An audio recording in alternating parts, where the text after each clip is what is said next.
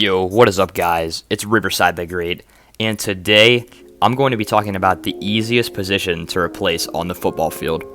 Now, you may think that it's long snapper or punter or kicker, but the truth is, it's actually the position of running back. Unless you have a game changer like Derrick Henry or Christian McCaffrey, your job isn't really safe as a starting running back, and I'll provide a few examples of where this happened in recent history. Starting off, do you remember that Todd Gurley guy? Yeah, he's currently still a free agent. 3 1,000-yard seasons, he was ranked as the number 1 running back in fantasy twice, and no one wants him now. That is because running backs are so easy to replace nowadays. And you could make the argument with Todd Gurley about the whole arthritis issue, but this is not the only example of where a Pro Bowler got replaced this easily, as Cam Akers would go on to replace him in LA. And now it looks like the Falcons will draft someone to replace him, so that's 2 times in a row. But anyways, getting into another example of where a running back got replaced super easily, we have, at the start of the 2020 season, the Jaguars, they announced that they were cutting Leonard Fournette after not being able to find a trade partner.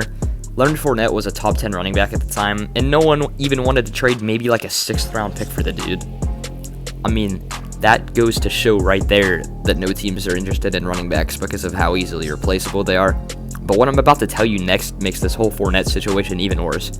He was replaced by an undrafted rookie. Yes, James Robinson. And to be fair to Robinson, he did run for 1,000 yards last season, but you just cut a guy who would go on to win a Super Bowl 6 months later for someone you have never seen play before. And the sad thing is, this will eventually happen with James Robinson too. Let's talk about another undrafted rookie whom this has happened to, Phillip Lindsay.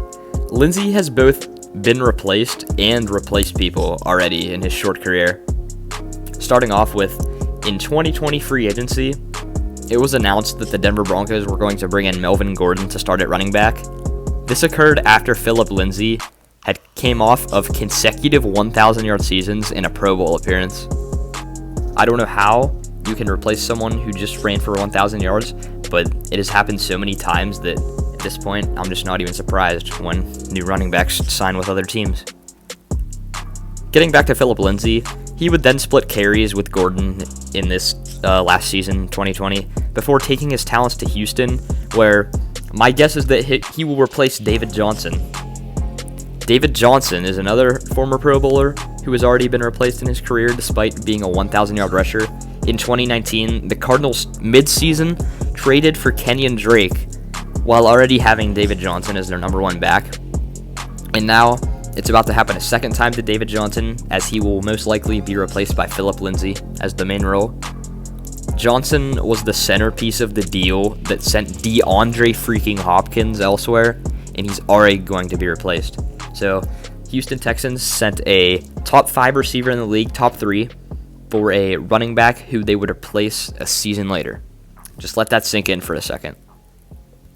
I know I'm missing a lot of other examples, but that was like my top 3 right there, if you will. So this concludes today's video. Thank you guys for watching, and make sure to subscribe, and have a good one.